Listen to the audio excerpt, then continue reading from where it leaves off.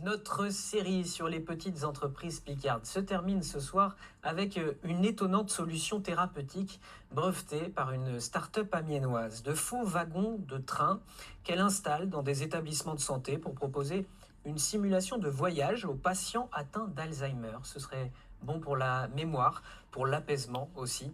On voit ça avec Anthony Alperne, Laurent Pénichou, Paul Claes et Pierre-Olivier Papini. On va essayer de marcher. Je prends la petite valise quand même. Hein. Ce résident d'un EHPAD se prépare à partir pour un voyage un peu spécial. Effectivement, monsieur, comme il a des troubles cognitifs, très souvent il réclame à retourner chez lui ou voir sa famille ou aller au travail. Donc bien souvent, quand il en éprouve le besoin, il prend le train thérapeutique. Et effectivement, lorsqu'il s'en va, il aime bien prendre son petit instrument de musique et ses vêtements, enfin ses petites affaires pour aller chez Catherine, sa fille, à Douai. L'homme est atteint d'Alzheimer. C'est celui-là ? Il pense prendre le train le long de la baie de Somme, seulement à quelques mètres de sa chambre. Une fois le billet en main, le voyage peut commencer. Je la mets où ? Je mets votre valise au-dessus ?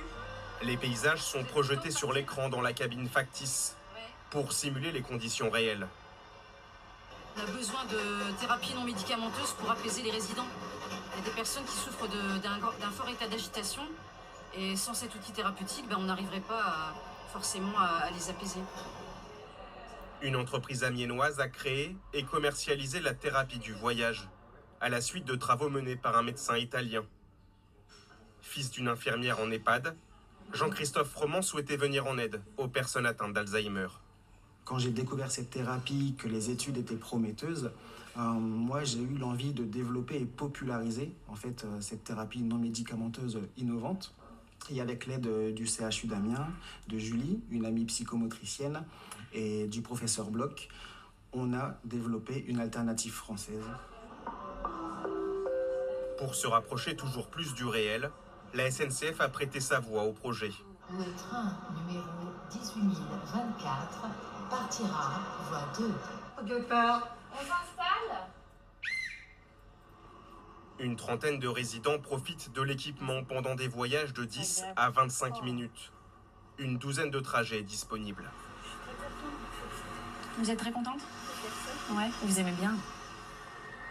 Sentiment de liberté que je n'ai pas dans la vie courante, puisque je vis ici, je suis toujours ici, donc ça me permet de m'évader. Et je trouve que c'est très agréable.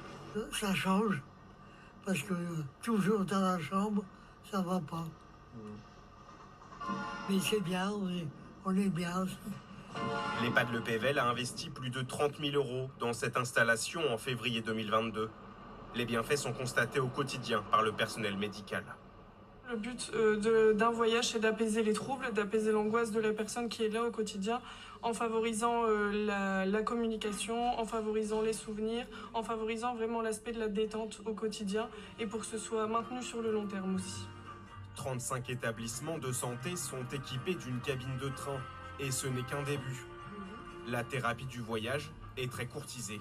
C'est vrai, on est parti d'Amiens avec le wagon prototype, 35 un peu partout en France. On est contacté de Belgique, de Luxembourg et de Suisse. Le mois dernier, on a mis notre première cabine en Amérique du Nord, à l'Institut de gériatrie de Montréal. Et l'idée, c'est de conquérir les États-Unis. Selon France Alzheimer, plus d'1 million de personnes sont atteintes de démence dans le pays. 225 000 nouveaux cas sont dépistés chaque année.